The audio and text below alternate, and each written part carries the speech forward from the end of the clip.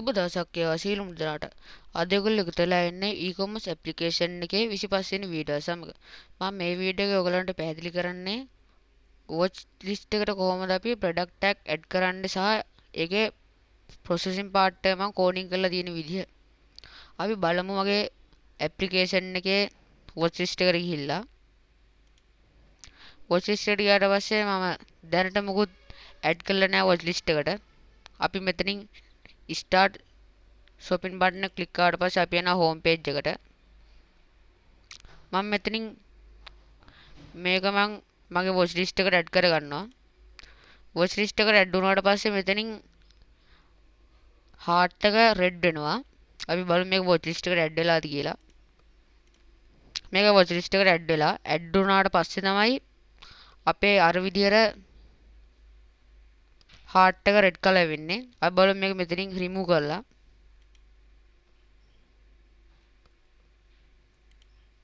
remove කරාට පස්සේ මම මෙතනින් home එකට ගියාට පස්සේ මම මෙතනින් heart එක බලලා ඊට පස්සේ මෙතන heart එක black color වෙලා තියෙනවා. ඒ කියන්නේ දැනට මේක watch list එකට add වෙලා නැහැ. අපි තව එකක් කරලා බලමු මේ විදියට. හරි. දැන් මේක red color වුණා කියන්නේ මේක watch list එකට add වෙලා තියෙන්නේ. අපි බලමු දැන් watch list එකට ගිහිල්ලා මෙතනින් add වෙලා තියෙන එකත්. අපි තව එකක් add කරමු.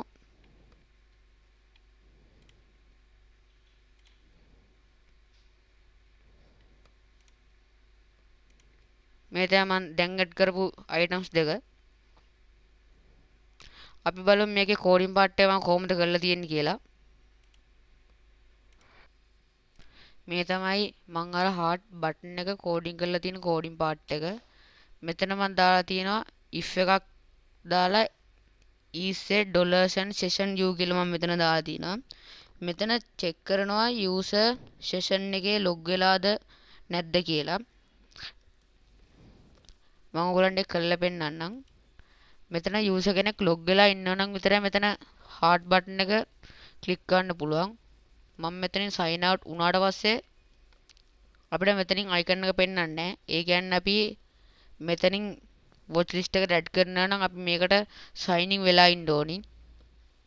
දැන් මෙතනින් මම sign in or register කියන බටන් එක click කරලා මම මෙතනින් sign in වෙනවා.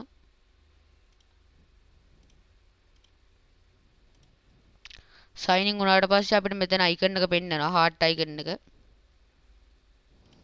ඒකට අදාළ coding part එක තමයි මම මෙතන කරලා තියෙන්නේ. ඊගාට මෙතන මම දාලා තියෙනවා $sign watchlist rs කියලා database එක search කරලා තියෙනවා. මේ තමයි ඒකට අදාළ coding part එක. මේකෙන් කියන්නේ watchlist record එකක් තියෙනවද කියලා check කරනවා. ඒ කියන්නේ user email එක check කරනවා, product එක දාලා product ID එක check කරන එක තමයි මේකෙන් code කරලා තියෙන්නේ. මම මෙතනින් code කරලා තියෙනවා watchlist නම් කියලා දාලා $sign watchlist rs නම් rows කියලා දාලා තියෙනවා. 1 කියලා මෙතනින් දාලා තියෙනවා if 1 කියලා. මේකෙන් බලලා තියෙන්නේ product already watchlist එකේ තියෙනවා. 0 නම් product watchlist එකේ නැහැ කියන එක තමයි මම මෙතනින් බලලා තියෙන්නේ. මම මෙතනින් heart icon එකට දාලා icons දෙකම මම මෙතනින් buttons විදිහට දාලා තියෙනවා. මේ තමයි red heart එකට අදාළ coding part එක. මම මෙතන දාලා තියෙනවා black heart එකට අදාළ coding part එක. මෙතනින් කියන්නේ මම මෙතනින් red heart එකක් දාලා තියෙන එකේ coding part එකකින් කියන්නේ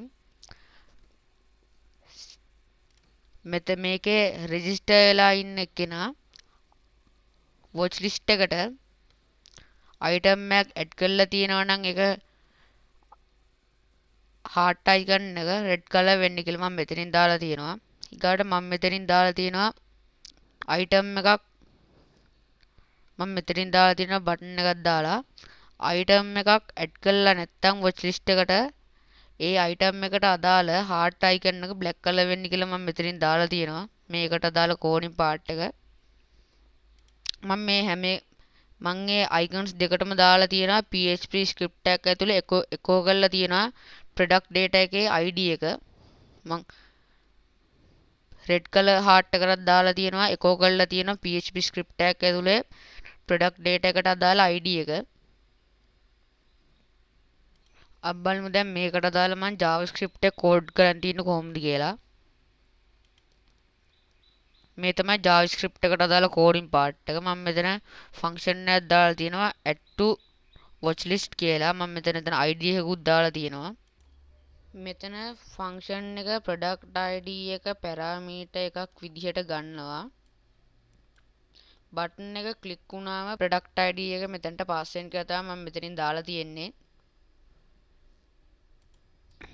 මම මෙතනින් කෝඩ් කරලා තිනවා if response එකක් දාලා added කියලා දාලා මම මෙතනින් heart icon දෙක මම මෙතනින් කෝඩින් පාර්ට් එක කරලා තියෙනවා. මෙතනින් මම heart icon එකේ red එක දාලා තියෙනවා. මම මේ red heart එකට අදාළ කෝඩින් පාර්ට් එක. මෙතනින් කියන්නේ user product එක watch list එකට add කරලා තියෙනවා නම් show වෙන විදිහට තමයි මේක හදලා තියෙන්නේ. ඒ කියන්නේ heart එක red වෙන්න කියලා. මෙතනින් මම නැත්නම් කියලා if else එකකින් දාලා තියෙනවා product එක watch list එකට remove කරලා තියෙනවා signing එක කියලා.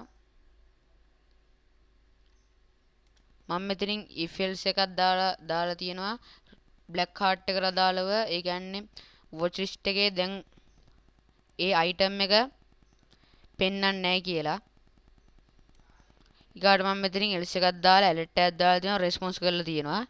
අපි බලමු මෙතනින් මම request එකක් දාලා open කරලා තියෙනවා get method එකකින් add to watchlist process.php කියලා මම file එක දාලා මෙතනින් මම අදාළ ID එක ඒකට join කරලා තියෙනවා. මම මෙතනින් true කියලා දාලා තියෙනවා. අපි බලමු මේකට දාලා coding part එක මම කොහොමද කරලා තියෙන්නේ කියලා. මේ තමයි add product එකට අදාළ process part එක මම code කරන් තියෙන coding part එක. මම මේක දාලා තියෙන්නේ PHP script එකක් ඇතුලේ. ඊගාට මම මෙතන දාලා තියෙනවා session start කියලා. ඊගාට මෙතන මම include කරලා තියෙන connection.php file එක. ඒ කියන්නේ මගේ database එකට අදාළ සම්පූර්ණ මම coding කරලා තියෙන connection.php file එකේ. මම ඒකෙන් තමයි මෙතන මේ file එක මෙතනට include කරලා තියෙන්නේ. ඊගාට මෙතනින් මම බලලා තියෙනවා if set $u කියලා. ඒ කියන්නේ user කෙනෙක් මේකට log වෙලා ඉන්නවද කියලා තමයි මම මෙතනින් බලලා තියෙන්නේ. ඊගාට මම මෙතනින් ආයෙ බලලා තියෙනවා if set $get method එකකින් ID කියලා මම මෙතනින් බලලා තියෙනවා. මම මෙතන බලලා තියෙන්නේ product ID එක ඇවිල්ලා තියෙනවද බලලා තියෙනවා get method එකකින්. මේක තමයි coding කරලා තියෙන්නේ. ඊගාට මම මෙතන දාලා තියෙනවා $email $session u email කියලා මම මෙතන දාලා තියෙනවා. ඔයගලන්ට පේනවා මේ coding part එක. මම මෙතන coding කරලා තියෙන්නේ log වෙලා ඉන්න user ගේ email එක මම මෙතනින් අරගෙන තියෙනවා. මේකට අදාළ coding part එක. ඊගාට මම මෙතනින් බලලා තියෙනවා $PID කියලා දාලා තියෙන්නේ product ID කියන එක. ඊගාට මම මෙතනින් දාලා තියෙනවා $get method එකකින් ID කියලා.